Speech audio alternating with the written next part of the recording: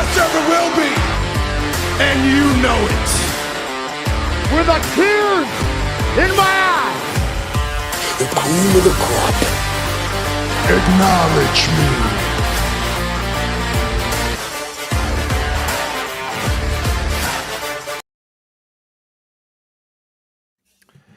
Oh, yeah, baby. You better believe it. We are back on the air. It's a Thursday night. I didn't think we'd be here on a Thursday night. We're looking to move to the weekends, but it's Thursday. We couldn't do this weekend, so we are back on the air. I am fresh off of spring break. Justin and Jesse, I was down on the beaches of the Gulf Shores in Alabama. I was styling and profiling. I went up to Memphis, Tennessee. I went to Graceland. The ghost of the king bestowed upon me these sunglasses that you see right here on the video stream. He was like, I think you're the king in waiting, by God. I got to give you my sunglasses. And then I went across town in Memphis, Tennessee, and I went to the Mid-South Coliseum. And the ghost of Andy Kaufman, the ghost of Andy Kaufman himself said, I think you are the king of wrestling Tennessee, Ryan Drosty. I think you are the women's wrestling champion of the world, my friend. And I was feeling pretty good of myself. And then I took that 9.5-hour drive back to Iowa, and I sat right here in my office, back in my throne, to command the #1 wrestling podcast in the land, Top Rope Nation. Baby, it's episode 378. How are you guys doing? Very nice. Very nice. Man. I thought you would like that. Just wear these the whole time. Hell yeah. Yes. I can't. They're fogging up already on me. Oh, I think it's the headphones. What number trip to Graceland was that? Oh man, you know the first time I went to Graceland was 1989. So, oh man, I think I've been there 5 or 6 times. Because we went 2 years ago. The power went out in Memphis. It was a bad scenario, so we had to do a return trip. Before that, I hadn't been since like 2014. And before that, it had been over 10 years too. So they've been spread out, among 36 years or whatever. So it was a good time. The beach was a good time. I had our friend, the Beef Mortos, right there at my side on the nice white sand beaches. But I got to tell you, that's a long, long drive with 3 kids in the car. Can't imagine. Can't imagine. How's your spring break, Justin? Pretty good. I was up in Jesse's neck of the woods last weekend. Went to the Timberwolves Pelicans game with the Wolves beating the ever living crap out of the Pelicans. Just hung out with some buddies, one who I hadn't seen in forever, and just a lot of cards talk and the NCAA tournament. Doing great, and happy opening day to all those who celebrate, except for you Dodgers fans and Mets fans. You guys can bugger all the way off. There goes Frank. Technically, the Dodgers already had their opening game when they won 2 against us, the Cubbies out in Japan. We're starting 0-2 today, but we are taking on Arizona tonight. So I'll be able to watch the Cubs game tonight when we get off the air. It's so weird. Like, it technically starts a week ago, to your point, and then there's no early games anymore. Like it used to be, you'd start firing up the games at least 11. Yeah, that's odd. Lame, yeah. I tell you. Jesse, how you doing? A little tired, but otherwise I'm doing really well. I see that our YouTube numbers in the Southeast have jumped because of your opening promo, Ryan. Nice job. Oh yeah, Mid-South podcasting specialty right here. Here we go. Pretty impressive. Yeah, I'm not used to being up that late midweek and drinking as well midweek, so I'm a little tired right now. Oh yeah, I forgot. I'm anxious to hear your journey. Yeah, Dynamite Live last night for Jesse. So you're not drinking tonight, I'm guessing then. I have an NA. Okay, what kind? The same one, Bureau, which is ironic. I actually had an NA on Tuesday night. I had a Guinness Zero. Oh. Yeah. I looked for that one tonight at the liquor store, and we didn't have it here. I don't know if it's sold here or not, but I actually am drinking an NA too, but that's because I had a Three Floyds gumball head at dinner tonight. So I just got a Athletica copper here. Tasty. So Ooh, that's a good NA. yeah, I might have a real one during the Cubs game tonight. We'll see. There you go. An old style. Don't have any olds. I did think about it. I thought about it, but I just didn't pull the trigger. You, Justin? I'm actually drinking tonight, boys. Ooh. It was a long Nice. freaking day at work. So I got a G&T here in the Top Rope Nation. Oh, yeah. Get yours at topropenation.com. I have been out of tonic water for so long, and yet again, tonight at the liquor store, I forgot to buy some. It is. I know. Tisk. Pick some up in Minnesota. Yeah. Yeah. Oh, Jesse, sorry, nobody's going to care about this except for like maybe 5 listeners. Have you ever been to Gray's in Minneapolis? It's a restaurant. No, I have not. Oh, dude, it's like right by Modest in Brixworth. If you've ever been there, awesome. It's in a building, but it's essentially like 6 food truck vendors in this one building. You can just hop on your phone, scroll through all the menus, put in your order, and then you'll get messages when your food's ready. Phenomenal. It's absolutely incredible.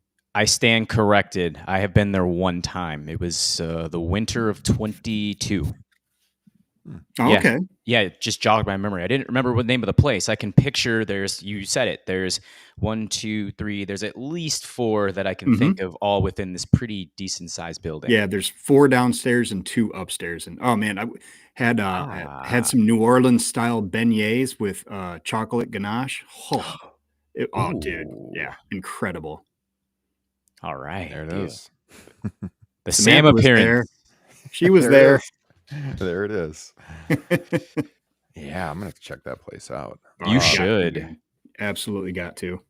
Yeah. I had one of the Asian food trucks there. I think it was on the far. Yeah, the towards far back end far on the corner. left. Mhm. I tried a buddy's something he got from there. Now I can't remember what it was, like a pork egg roll or something like that. But 2 of my other friends got it's a peanut butter and jelly burger that I tried that. And that was freaking amazing. That sounds like my jam. No pun intended. I would love Dude, that. you would love it. It was incredible. Peanut butter Lucy's, man. There aren't much that beat those. I'm being honest. Yeah. So, hey guys, we're going to talk pro wrestling here. I promise. This is not a food podcast anymore these days, but maybe some other time. We could do top rope basketball. We could do top rope card breaks. Who knows? Maybe that should be a Patreon exclusive. And in fact, I've got some ideas for Patreon. I'm going to talk about that a little bit later in the show between our WWE and AEW segments. So you can hang on for that. I'll promote all of our stuff once we get there. But for now, if you're watching, hit the like button here on YouTube. Would really appreciate that. Make sure you're subscribed to the channel. Another way you can support us. Super chats are open. All of that. We can do a Q&A at the end of the show if you guys want. If you're here with us live tonight. I know people, again, we're not expecting us to be live tonight on a Thursday night because we had announced we're going on the weekends, but this weekend we got some scheduling issues and we weren't going to be able to do a show. And we took last week off. So it was like, we can't wait 3 weeks between shows. We got to put out something. So here we are in the old time slot. But next week, we'll be looking to do something on the weekend. So make sure you support us while you're here. Subscribe, like the video. Appreciate all of that. And you can see the names of all of our lovely patrons going across the bottom of the screen right now. Thank you for your support. Producers of the show. We are tied right now, you guys. By the way, Justin and Jesse, we are tied for the most paying patrons we have ever had on Top Rope Nation right now. We are tied. So whoever is listening out there, if you have never tried the Patreon page and you want to help us set a new record, 7-day free trial. Join up. We'll hit a new all-time high for Patreon members. But we had a couple of people rejoin in recent weeks who were past members, like Courtney Clark had rejoined. Carl is back in the fold. Appreciate you guys very, very much. So we need one more to set an all-time record. So the link is here in the broadcast description. Ladies and gentlemen, let's talk World Wrestling Entertainment. Justin, I know you're excited for this one. He just gulped his G&T. Oh boy. All right. Man, do we want to be negative right off the jump? I think we're going to have to be. This WrestleMania 41 card, I was talking with, he's in the chat right now, Ryan Huffman. I was talking with him about this the other day.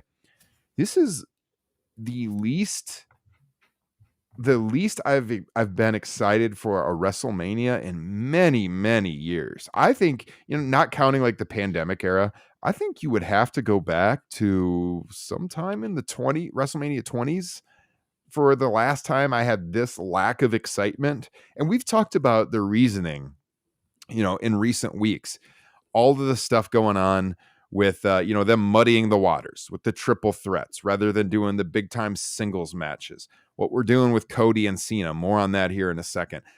I just feel like there was so many different directions they could have gone that would have been a lot more interesting. And instead, I watch this television and I'm just not that captivated by what they're doing right now. And then a whole nother issue I have, and we know with WWE and the people that are in charge there in the past and right now, and what their own personal beliefs are that maybe don't jive with ours here on the podcast. Out there in the the listening world of this podcast, maybe you agree with them. To each their own. But we are not big fans of their philosophies on life, I guess is the way I could put it. And man, of late, they have really, really been throwing that in your face, and it's making it hard to root for this promotion. I mean, I watch this television, and what do I see? I see the Blood Money Saudi Arabia logo in one corner of the ring. In the other corner of the ring, I see the Hulk Hogan beer logo. I see them booking this dog shit comedian who is a racist POS for a post WrestleMania show. Why? Why do we need that? Is that what we're doing here? How, it's making it hard and harder to root for the company, even though the company's doing good business. Although I got to tell you, the ticket sales for this WrestleMania are in the shitter. Yeah, they've sold tens of thousands of tickets, but they can't even open up all of Allegiant Stadium because they don't have the demand. My God, who could have ever imagined running Las Vegas on Easter weekend was a bad idea?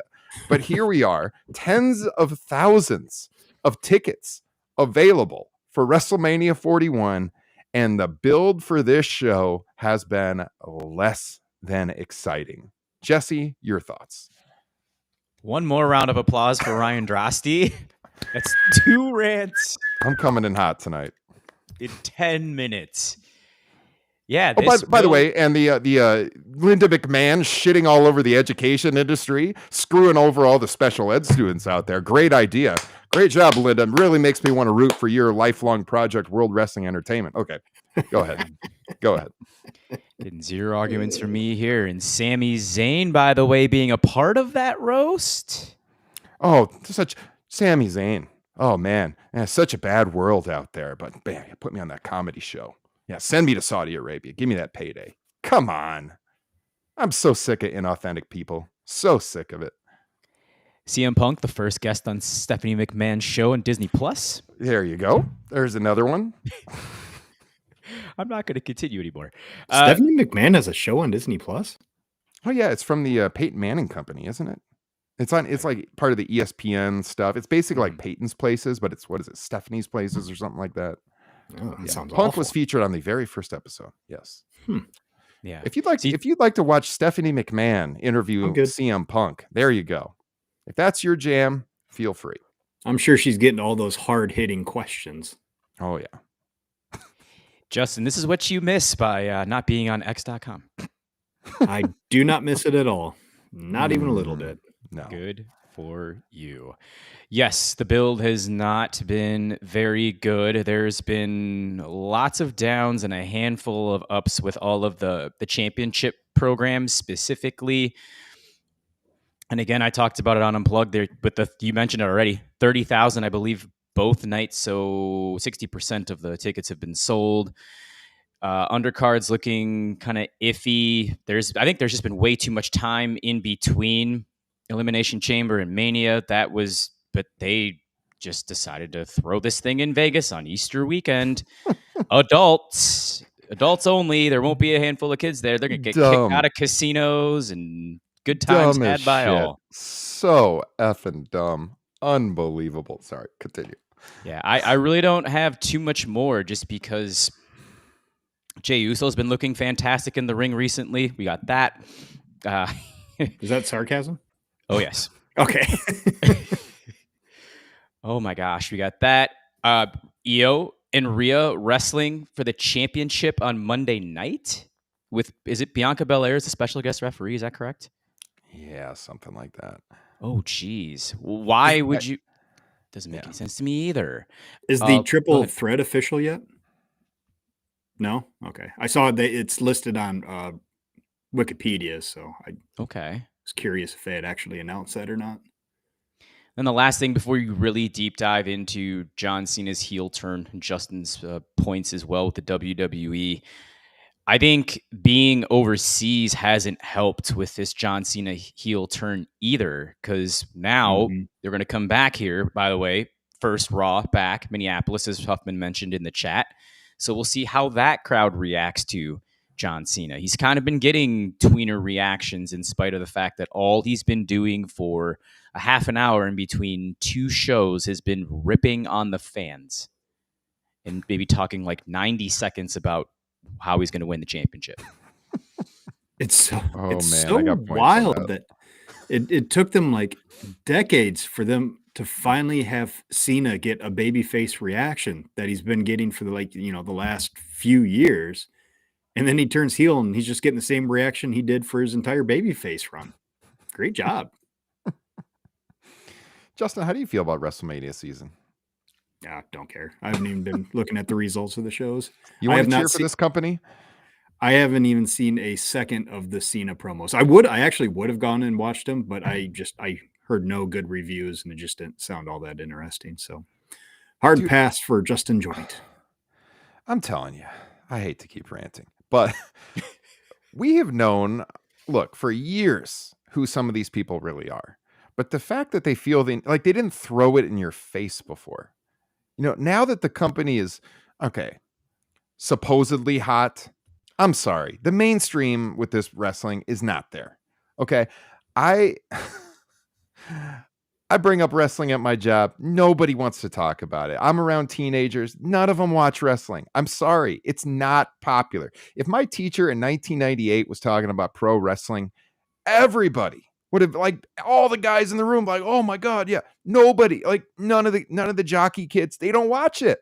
It's not hot. You know what they're doing business because they're gouging the fans that they have who are willing to spend a lot of money. And then they get up there and they talk about, oh, we're setting these gate records. Yeah, because you're charging way more for tickets than you ever have in your life. Now, don't get me wrong. They don't have the empty arenas like they had a few years ago. They are selling out for the most part, although not as far in advance as they were a few months ago. I think business is slowing down a bit. But this is not a boom period. That's a joke to call it a boom period. It is not. The mainstream appeal is not there right now. It's not. But like I was saying, they didn't throw it in your face before, but now they feel like, oh, we're selling out the arenas, so we can be tongue in cheek about all this stuff and all the shitty causes that we support. And I'm just sick of it. Like I don't want to. It's harder and harder to separate that from your fandom when they put it right in your face all the time. It's just, I'm not someone who has rooted for one company over another. We're fair on this podcast, but I'm sorry, man. A lot of shitty stuff going on in this company right now. And the hypocrisy of some of these people is just absolutely disgusting. I can't hold my tongue on it anymore. It's just disgusting. Top Rope Nation, the AEW podcast. Yeah, whatever. If you want to say that, kiss my ass, people. I mean, I'm sorry, but I just cannot stand the inauthentic people there who go out and they want to tell you, how honest they are and how disappointed in the world they are, but they do not hold themselves to that standard at all. I was just going to say that, Justin. They're making a boatload of money from other corporate sponsors is the big thing. If they were as big as you think that they would be near page 1 at the top of page 2 on ESPN.com, probably The Ringer, some of the more popular still internet websites. Like it would be there. Because if you go back to 1998, wrestling was mainstream. We're talking like TV Guide and the covers, Saturday Night Live, you name it. I mean, they were getting appearances everywhere. You couldn't take maybe 2-3 miles driving down the road and see. I even saw a DX bumper sticker when I remember going down the road. So yeah, it's doing really well financially, but not as popular as Ryan stated earlier. Let's talk about this John Cena stuff. Real quick sidebar. Where are our name tags? Oh, valid point. I think I might have unchecked it for some reason. Hang on. I have a weird feeling. I think I know what Justin's is. I knew it. Oh, we'll get to Thunder Tits later on. We'll get to that one. I don't know, man. I've been struggling lately with, some of the stuff going on in this world and how disgusting it is. And then this company that comedy show, it's just a thing, but man, it is so unnecessary. Why would you put that guy on WrestleMania weekend? First of all, he's not even funny. Second of all, he's a racist piece of shit. What do I need him on WrestleMania weekend for? If you don't know who we're talking about, I'm not even going to say the guy's name. He was the guy who appeared at the MSG rally, late last summer, and shit all over Puerto Rico. He's that guy. WWE is like, sure, let's put him on WrestleMania weekend. Oh, and let's put Sami Zayn on the same show. There you go, Sammy. Hope you enjoy it. Anyways. It used to be, I mean, I don't think it's any secret that this is where they've always leaned as a company. Yes, absolutely. But it just was, to your point, it was just never this blatant. And it's really difficult to support when they're so in your face about it. Mm-hmm. And it's just, and to me, it's honestly a product I just don't really enjoy that much. There's no wrestling. Yeah. I feel like the people that go to these shows now, they don't even want to watch wrestling. They want to watch promos. They want to see an 8-minute Jey Uso entrance. They want to they want to sing on the entrances and that's about it. And they're happy. So, I mean, if that's your thing, feel free to love it. But I'm bored to tears watching this product right now. We were, for months, Jesse and I were high on the WWE product. Like, yeah, these TV shows are really good again. They're not right now. SmackDown is friggin' terrible. It's a slog to watch. Raw is like, there might be 2 segments that you need to watch, and that's it. The wrestling is very secondary, and that's it. I mean, it's not a good product right now, in my opinion, as a wrestling fan. Now, again, if you're there for the entrances and the talking, maybe I can see why you would enjoy it. Although, I got some issues with the talking, as we're about to hit on. Oh, juicy. Well, the John Cena stuff, it's just not that good. I mean, there was, to my point earlier, they had so many different ways they could have gone with WrestleMania. And look, I'm going to pat myself on the back. The idea I put out there on this podcast for weeks, a couple months ago, about the most enticing thing that they could do is turn CM Punk heel and have Punk main event against Cody Rhodes. 100%. That is correct. I dare anyone to disagree, because this John Cena Cody Rhodes thing is horseshit. I have zero interest in this at all. You could have had John Cena just be a babyface, work Logan Paul, whatever.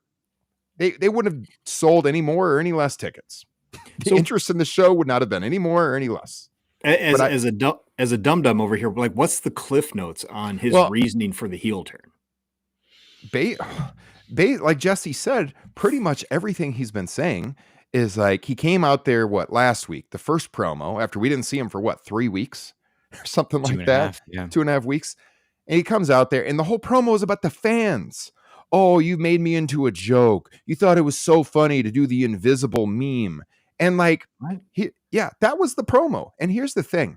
John Cena comes across, and I'm not going to deny John Cena is one of the all-time greats. He is. Mm-hmm. But in this heel run, he comes across as a guy playing a heel on TV. Not a guy you should really hate, but a guy who's out there delivering tongue-in-cheek lines. Not a guy who you should hate or be angry at all. He delivers these lines, and it's almost like he's smirking at you, like, oh, isn't this funny? He's not the heel stuff. It's terrible. He pointed out the kid in the crowd. Oh boy, that was really funny. Great heel work. And then he comes out there this week and he's like, oh, you fans are so terrible. You're so bad. This has been the crux of everything he's been doing. The fans are so bad. The fans are so terrible. what? Who wants to see this? And he's like, yeah, you made that poor kid into a meme, and I could do that to anybody if I wanted. Blah. And then he says, I'm going to become the world champion, and I'm going to take the title belt, and I'm going to retire it, and I'm going to be the last world champion. Oh man, what a draw. Yeah, I'm very very interested in this match. And then Cody comes out. This Cody Rhodes reign is like on fumes to me. Cody's about the least interesting babyface champion I've seen in years right now. Coming out, he delivers his very cookie cutter promos, and John walks off, and that's that. There's not much heat between the two of them at all. It's all about John going after the fans in this very tongue-in-cheek way. It's just lame, I think. Jesse, your thoughts? The irony behind it, which we'll tie into a little bit later, is that one Dean Ambrose, you know him as John Moxley, back in 2016, cut a promo on John Cena and said, yeah, you're playing just John Cena on TV. There it is. It's what it is. I have not watched it, but just hearing you talk about it, it just makes me think it's because they know it's not going to last, this heel run, that they're not going to have John Cena's last run be as a heel, that he knows he's going to be babyface by probably the night after SummerSlam, if not even before then. Like if he fails at winning the title at WrestleMania, he's going to turn right back around into a babyface and like, oh shucks, I just lost sight of things there for a minute. And it's surprising. I haven't heard you mention like The Rock at all. Like John Cena hasn't talked about The Rock or any. I mean, that seems odd. No, doesn't help. help. I missed it. No, but it also doesn't help. Yeah. Dwayne's not over in Europe. They're in Europe for 3 weeks. That's why I said I give this. I'm harsh. I'm not as harsh as Ryan on this. I'm giving this an incomplete because what's going to happen when he comes stateside? I'm really interested about that. I'm really interested about that because to their benefit, they've been now ever since Cena finally came back to TV, they've been in Europe, and those crowds are awesome. Don't get me wrong, because they don't get a lot of WWE TV events or any wrestling TV events from North America. And so, when they get one of them, they're super loud. And so even though I've thought the material is pretty blah and doesn't interest me that much, I mean, the crowd reacts to stuff. If this was happening in the US, I wonder what the response would be. I wonder how it would come across on TV without the, notably more hot crowds in Europe. Exactly. I will say just real quick for any of our European listeners who WWE has not been in your area, if you want to get WWE to tour your town or city or whatever, just try to get AEW there. And WWE will be quick to follow. Oh no, those are all coincidences, Justin. They just happen to book shows. When Saturday night's main event is, and when Forbidden Door is. No, just a weird coincidence. And, it's weird with this John Cena stuff because it sure seems like there were avenues they could have taken to make this good or interesting. Like I know Frank in our group pointed out, like, why isn't he making this about? To what you just said, that apparently he's making it about the fans when it should be about Cody, how Cody's getting the babyface reaction that John Cena should have always got, or, thinks he should have always got. And you hammer on that, make it about your opponent, not about some arbitrary thing with the fans who, made you a millionaire by buying all of your merchandise all the time. And he hasn't changed anything. Did he? He did speak on that, right? As to why he's not going to change his music. He said he's not going to change anything because they want him to. Was essentially what he was saying. I'm not going to give you that. I'm not going to have any new theme music because my time is now, or something like that. He said. He said 3 or 4 separate times, "You get nothing." Yeah. So it's all about the fans, and like to Chris's point in the chat here, we don't know why he had to turn on Cody to challenge him for the title. It hasn't been answered really. And so, maybe they'll get there. To me, man, these promos have been pretty lame. And so to the point about, is the John Cena heel turn disappointing so far? I think absolutely. I mean, this is something that we have talked about, fantasy booked for years. And like, I think it could have worked if he did change his image a little bit. If he came out and maybe he did the old rapper stuff. I don't know. Just changed his look a little bit, had a different theme. He's carrying himself the same way, except for he's delivering these lines, very much like he's reading a script. It's not great. I saw somebody point out, it's like, why is he not wearing the super exclusive Travis Scott sneakers, instead of his usual shoes? Just like little touches like that would add at least a little bit. Not that I don't give a shit about Travis Scott's involvement with WWE at all, but still, people do. Other people do. Yeah. It's blaming the fans that for Nike logo. Put that Nike logo backwards on the shoes, and they sell for twice as much. That's what it is. Mm-hmm. Blaming the fans for his multiple identity crises over the last 15 to 20 years, just saying, yeah, well, when I turned face, then you started to boo me. I started winning, you started to boo me. When I wasn't winning, you started to cheer me. All this stuff. Like I said, it's 95% he's going against the fans, 5% world championship, and maybe 0.9% Cody Rhodes. Nikki Bella left me because of you fans. She wouldn't sign he that. Said that? She wouldn't sign that prenup because of you guys. No. That would have been amazing. It would have been way better. Way better. Yeah. No. Sounds like a Love is Blind episode. No, I think this top of the card title again. Imagine a world, because we saw them have that promo on Raw with Punk and Cody, and they had something there. And you imagine Punk working heel. He'd be a real heel, not this phony cardboard heel stuff that Cena's doing that nobody believes in, because we all know he's going to flip back to Justin's point. You could have had that. You could have had Cena, like I said, working Logan or whoever else they wanted him to work. They would have got a lot of mainstream publicity out of that. And instead, we get this triple threat with Punk and Rollins and Reigns, which is just, again, watered down. Punk came out. He had this promo Monday night where basically he was just whining about how, like, oh, this isn't what I want. It's like, this is not what I want. I guess I have to win the match to get to where I want to be. But, this is not the match that I wanted. The best thing on that promo was he mentioned that he brought those guys into the business and he's going to take them out of it, like a callback to the Shield. That was a pretty good line. Hopefully, at the very least, he's been super masculine. Has he been really masculine? Fingers crossed. More than Cena, I'll say that. No, man, I don't know. But we'll see what they do on SmackDown. They got their contract signing. We're talking coming up tomorrow night, but that's not really doing it for me either. Hindsight 2020, I would have gone Seth and Roman. I like your idea with Cody Punk, and then I would have liked Cena Gunther. Let Cena break the record against Gunther. As a baby face, obviously, because boy, I remember defending the Jey Uso thing at the Royal Rumble. Only in the scope of I could see how WWE fans would be okay with this, but it does not feel like a big match at all. You see the posters and it's like, and he's probably going to win. You got to think, because if he lost this match, you have to retire the main event moniker, because that's, ridiculous now. But oh man, it's just Jey Uso as world champ just doesn't ring true to me. I got to point this out because Huffman said this in the chat just now. Ryan said, I enjoy his I work with children line. So I didn't, Ryan. I'm sorry.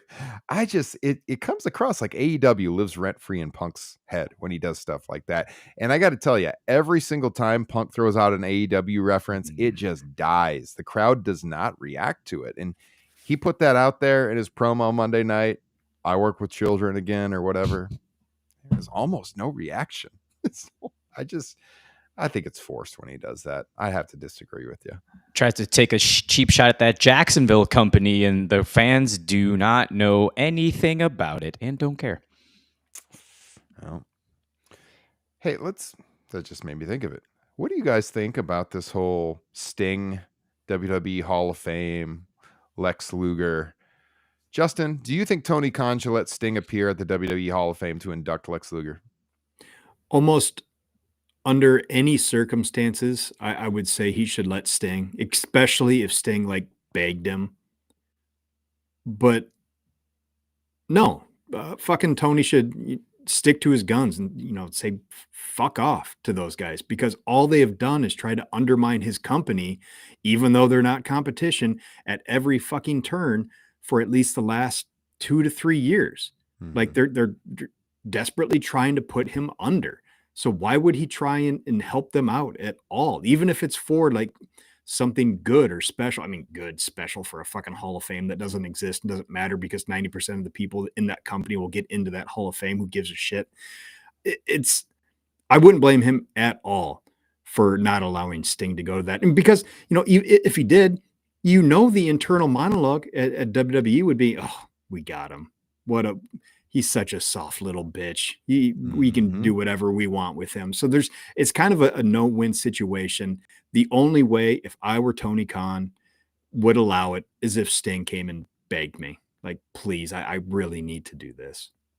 And I'm going to drop some AEW references in my speech and talk about how fucking much better it is and how putting nails in someone's back is cool. RVD can fuck off. Sorry, Jesse.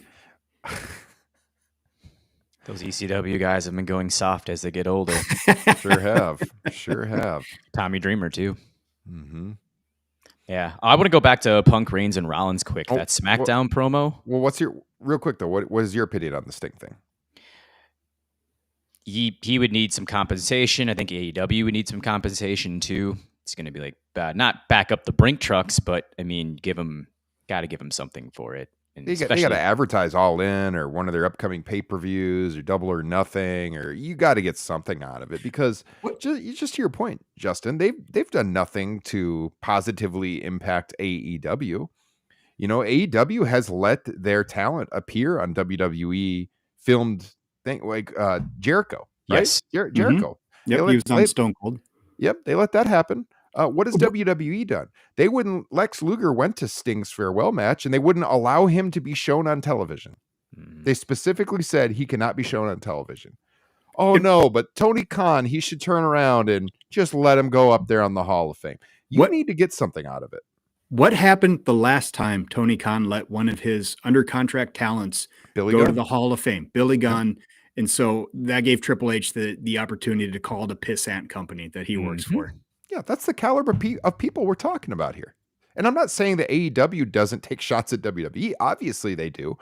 But it's not with, the WWE talent coming in there like that and then shitting on the WWE talent as they go back to their company, because that hasn't happened. AEW is the only one who's had some give. As you just mentioned, Jericho, Billy Gunn. They have done things and opened the door. WWE has not opened the door at all. So I don't know why they would let a guy who they have under contract, who was one of the biggest legends in the history of the sport, who they did absolutely nothing other than a mention by Cole and McAfee mentioned the night after Revolution that Sting had his farewell match or whatever. And then when McAfee started kind of complimenting that it was a good match, they quickly changed topics. They didn't show any pictures of it or anything. I mean, they haven't done anything on air really to benefit AEW. AEW has for WWE. And so absolutely not. This is business. They shouldn't allow it unless there's something that WWE is going to give them for it. That's just good business, I think. Yep. Go ahead, Jesse, on the SmackDown. Oh, that was really odd, that whole thing. I mean, Roman Reigns is in the middle of the ring cutting his usual long acknowledge me promo. Then Rollins and Punk both come out, I think, within 2.5 minutes. By the way, this is becoming a ginormous trope. We're now seeing guys get in scuffles, either whether it's in the ring, outside of the ring, or backstage. Security breaks them up. This is like 2, 3, 4 minutes long. And there's like 3 or 4 different times where they get involved. I mean, this is starting to get ridiculous. They need to keep it fresh instead of doing this garbage. But the one thing that I saw was each time one of them got the edge, then one of them would point at the WrestleMania sign. All 3 of them did it. Like Punk got over on Reigns and Rollins and he looked at the WrestleMania sign, pointed to it. Then security let them all go again. Rollins gets the edge. He looks to it, points at it. Then security breaks him up again. Roman gets loose, starts to go crazy on him. Then he points at the WrestleMania sign. That was hokey.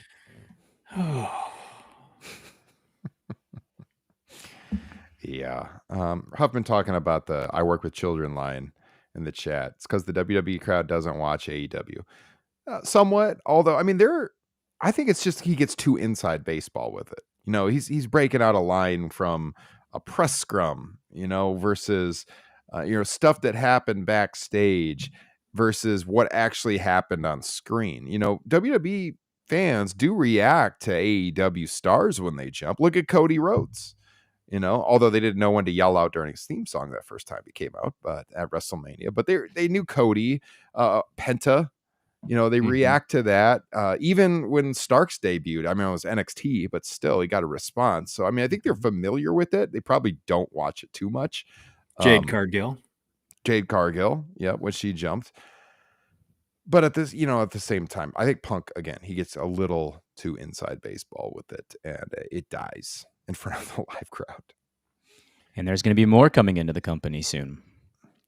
Yes. Ray Phoenix, Saraya. Oh, really? Page. Mm-hmm. What a loss for AEW.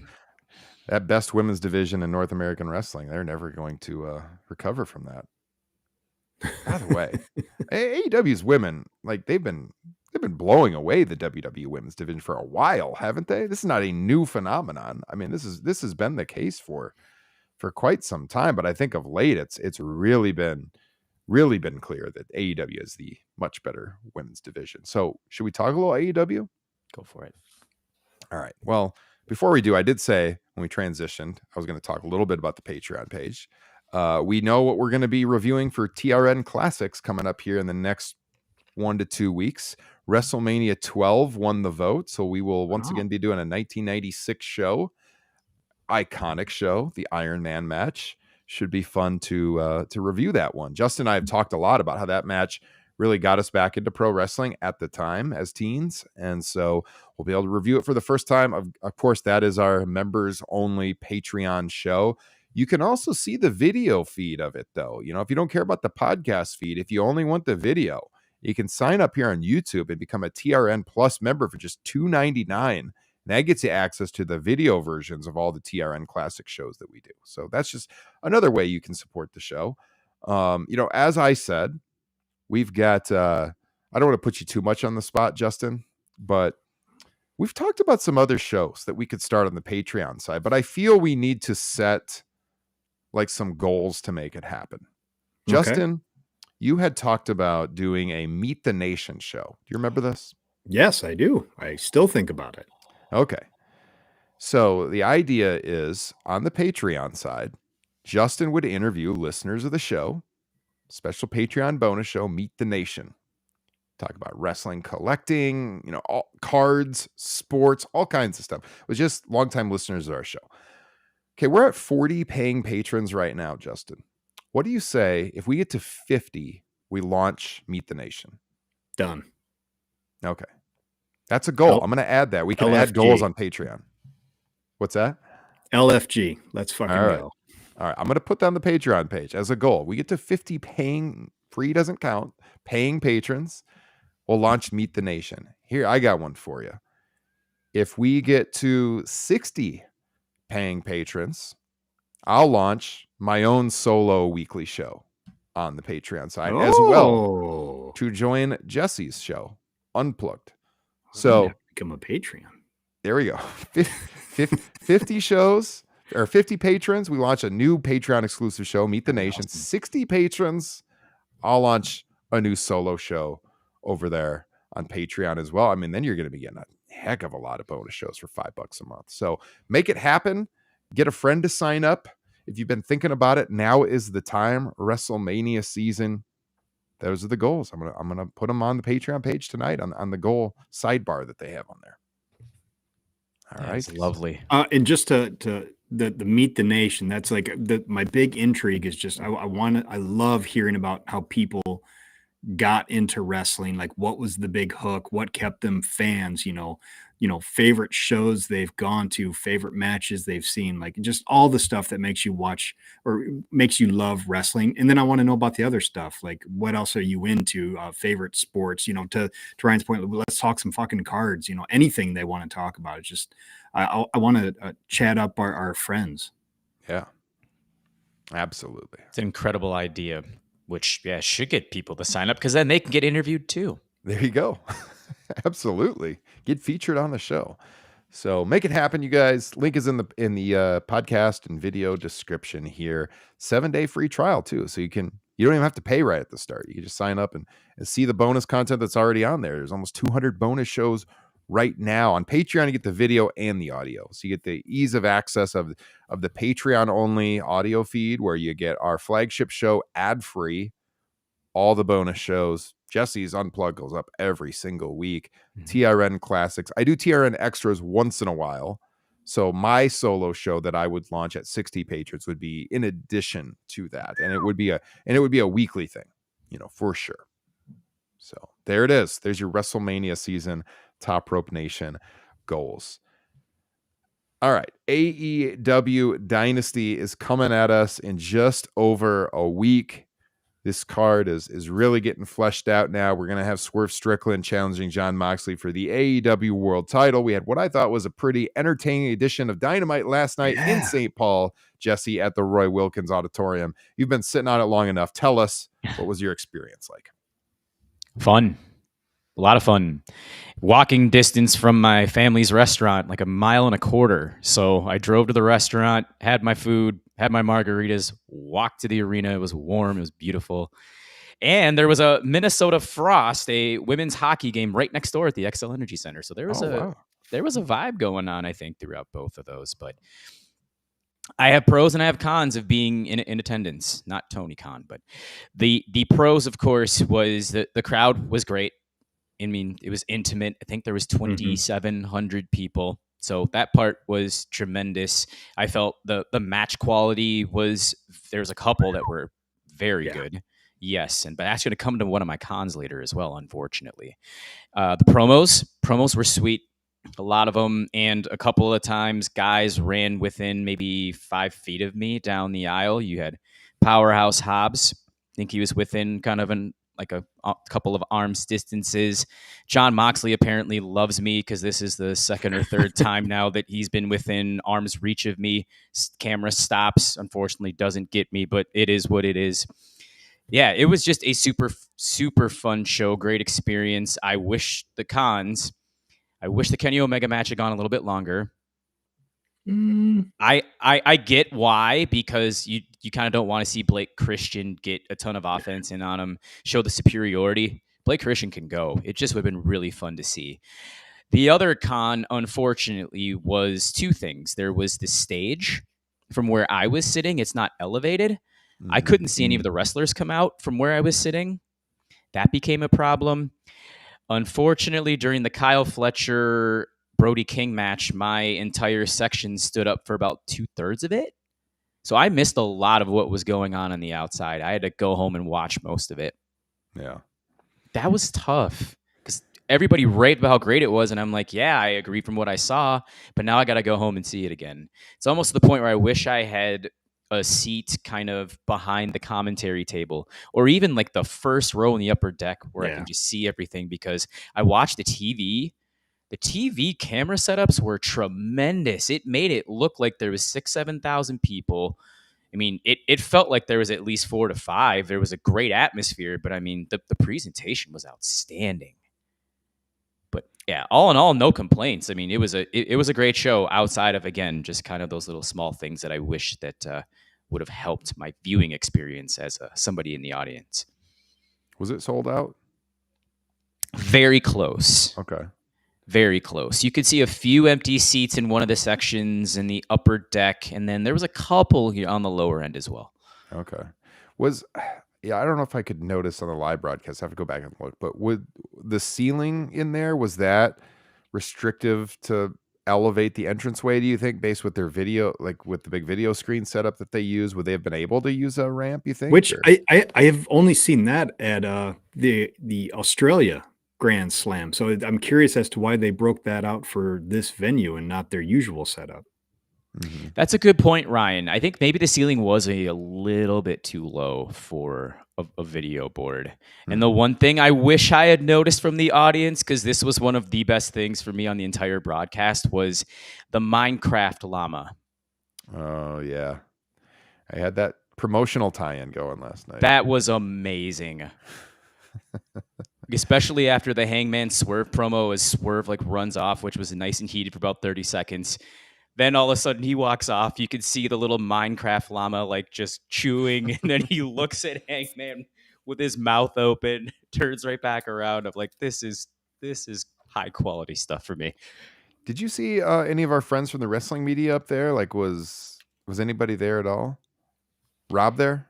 I did not see Rob Wilkins, and Okay. usually we contact each other beforehand. I know there's a couple of people that I know from social media that were there, Okay.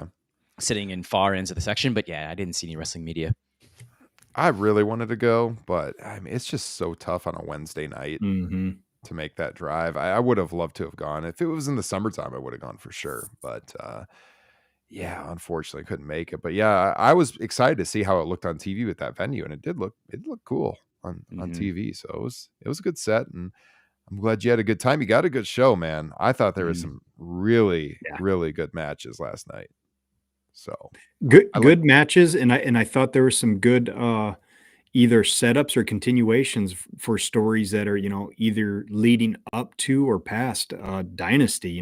Swerve and Mox, I thought knocked it out of the park. We got, another kind of Swerve and Hangman tease. I like the way they're slowly building up the Owen Hart Cup.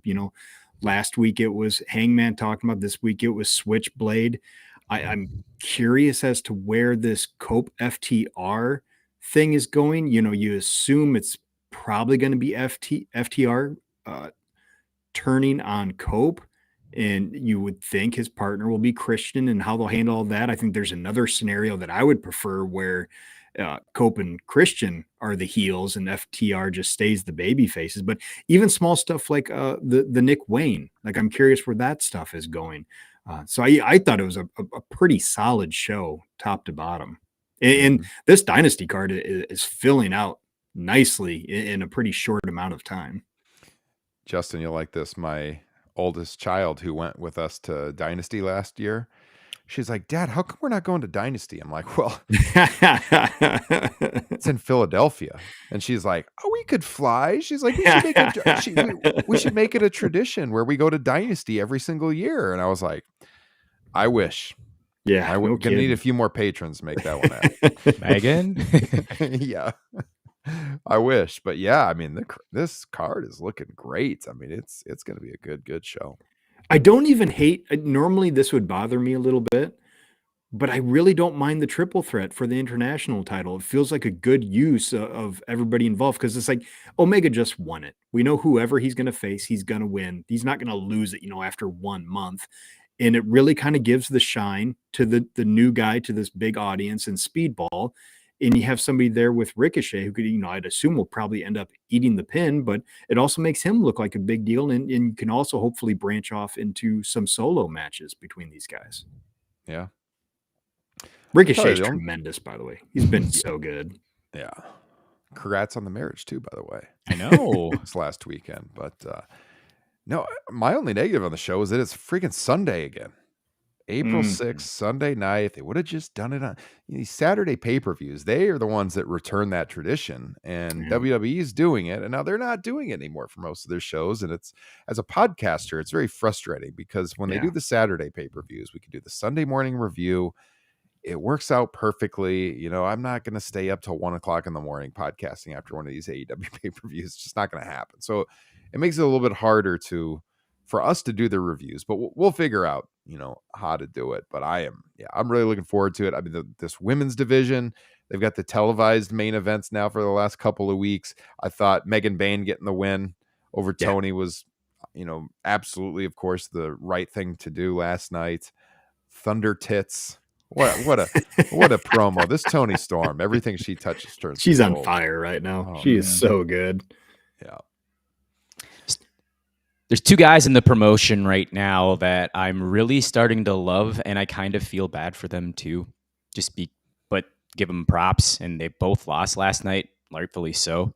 Mark Briscoe and Brody King. Oh, dude.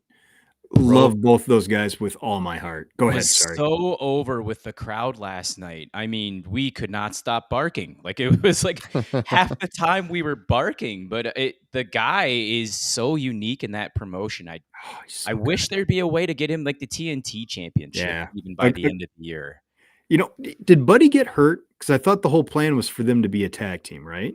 Hurt his ankle, I think, at the Grand Slam event before the match. Yeah, his entrance.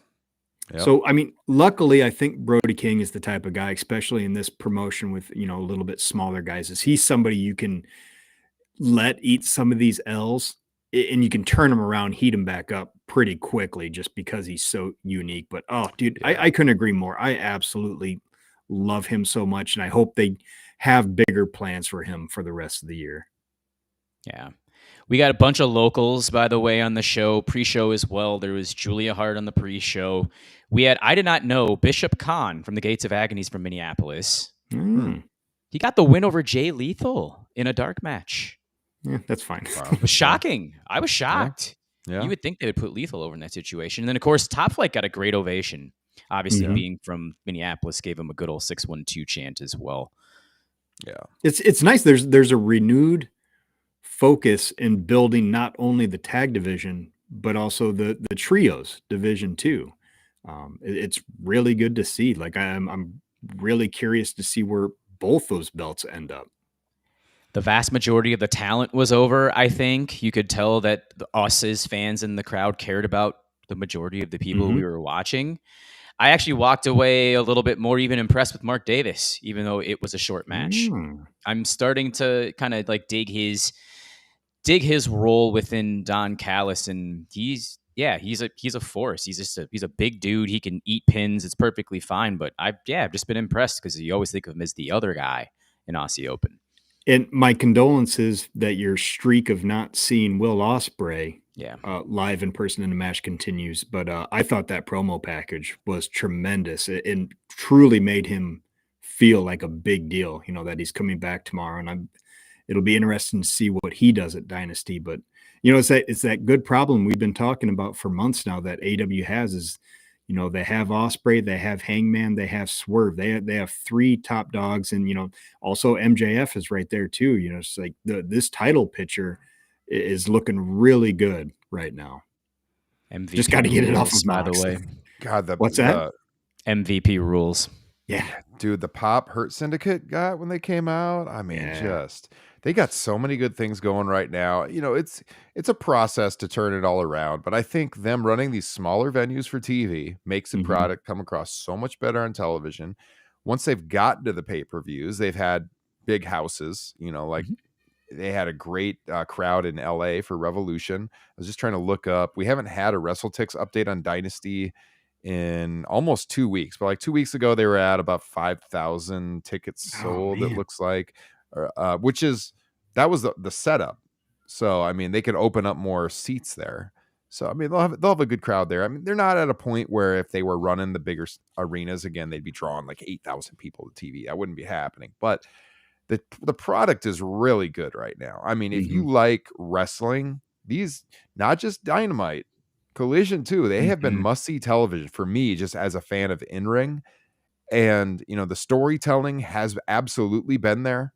The way they have built these shows, we used to rag on AEW that they would set up these pay-per-views last minute. They have a great show, like wrestling-wise, but the storylines maybe weren't there. Storylines have absolutely been there across the board for the most part in this promotion of late.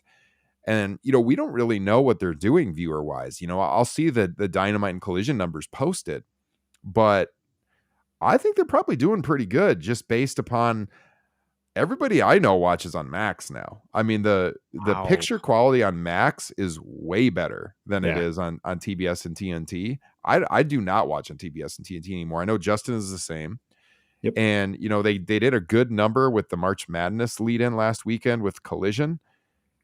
And then you just add in how many people are watching on Max too. I mean, we have no idea what they're doing. We get some Netflix numbers for Raw, but I mean, I never see Max numbers. So I don't know what they're doing, but I imagine viewer wise, they're doing a lot more than they were pre-January right now. That would be my guess. And they hit 663,000 on TBS last night, which was the highest I think it's been in a couple months.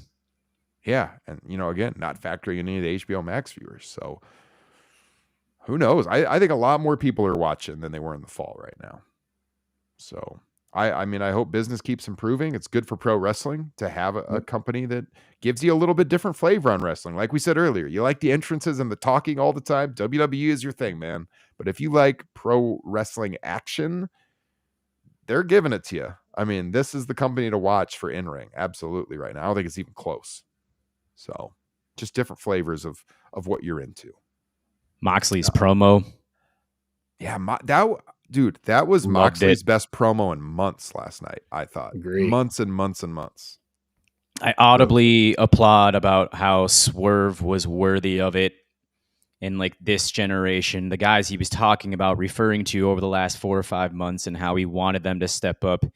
But all these corporations, it's these billionaires and these Hollywood entertainers and these kids with their Instagrams and their filters that are going brain dead. But you are a true leader. You're I feel you are worthy of this. And like I popped. I could hear a couple people pop in the crowd for it too. Yeah, it was a good back and forth between those two guys.